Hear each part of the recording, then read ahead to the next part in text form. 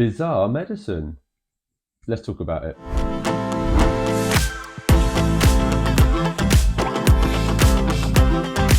Hello guys, and welcome back to another edition of Let's Talk About It. On today's episode, I wanted to talk about the subject of medical treatments that we would never use today.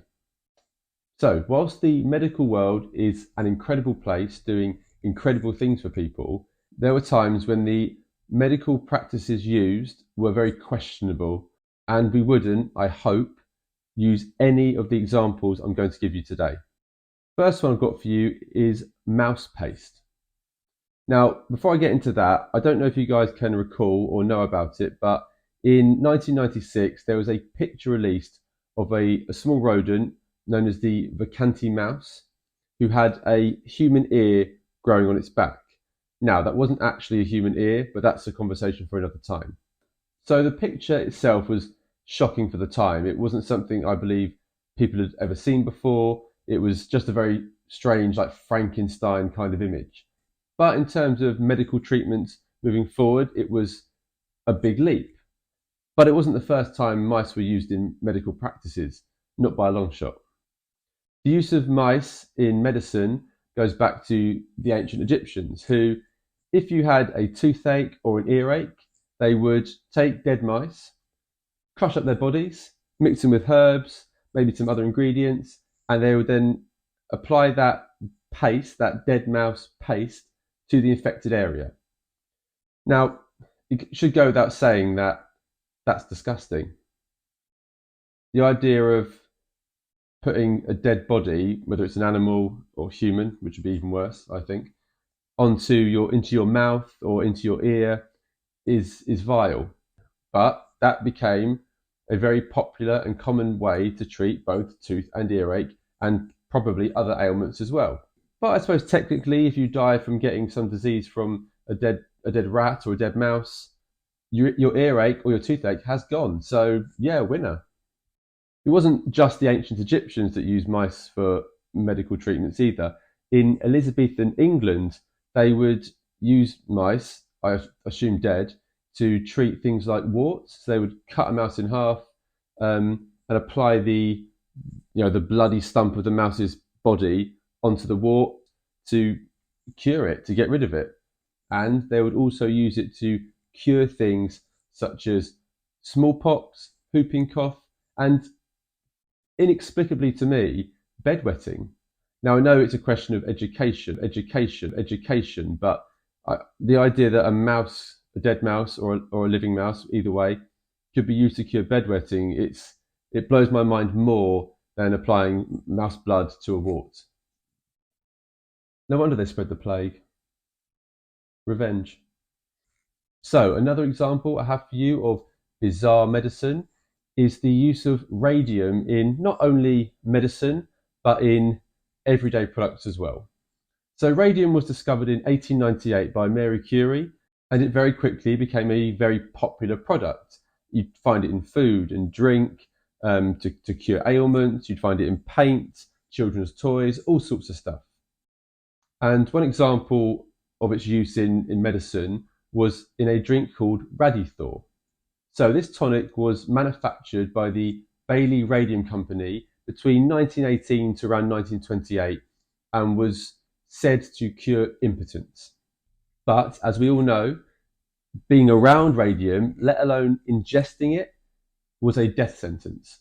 And very quickly, the people, mainly men, who were consuming this tonic, this cure of impotence, were suffering greatly, because what the drops of radium in this drink were doing to them was essentially rotting them from the inside out.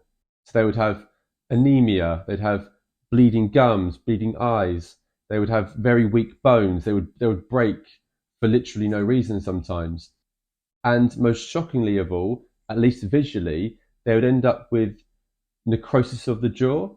So their jaw would literally rot away and basically fall off. A famous example of somebody who was an avid Radium consumer was a socialite and athlete and industrialist called Eben Byers. And he would drink this elixir religiously, to the point where, as I stated just now, he rotted from the inside out. And the radium not only gave him what was coined the radium drink jaw, but it also gave him radiation-induced cancer, which ultimately killed him. And his body was so radioactive that he had to be buried in a lead-lined coffin because people realized finally at this point how dangerous radium is. Final example of bizarre medicine for you comes from the early 1900s when Victorian women, in the pursuit of beauty and the perfect body and just to look stunning at all times, would swallow a pill which contained a tapeworm egg. So the tapeworm would hatch in their stomach, it would grow, with the idea being that the tapeworm would consume the extra calories these women would potentially be eating so that they could eat what they liked, drink what they liked, and wouldn't have to worry about it. And despite the discomfort and the possible sickness and the side effect of having a tapeworm inside of you, these women were told by medical professionals that if you wanted to be beautiful, you had to suffer. If you wanted to look good, you had to go through the pain. It didn't matter how you felt, it mattered how you looked. Unfortunately, we're not that far removed from that way of thinking. It just presents itself in a different way. In Victorian times, it presented itself with having a tapeworm. In the modern day, it presents itself with how good you look on social media. But it didn't end there with the tapeworm. Things got even worse when it came to removing the tapeworm. Methods were used such as placing a glass of milk over your mouth to encourage the worm to come out. I'd love to know if that worked, but I somehow doubt it. I don't know if worms have a preference for milk or not. Or doctors, and I use that term very, very loosely, would put food down the woman's throat to encourage the worm to come out so they could then grab it. But this practice would lead to a number of women choking to death.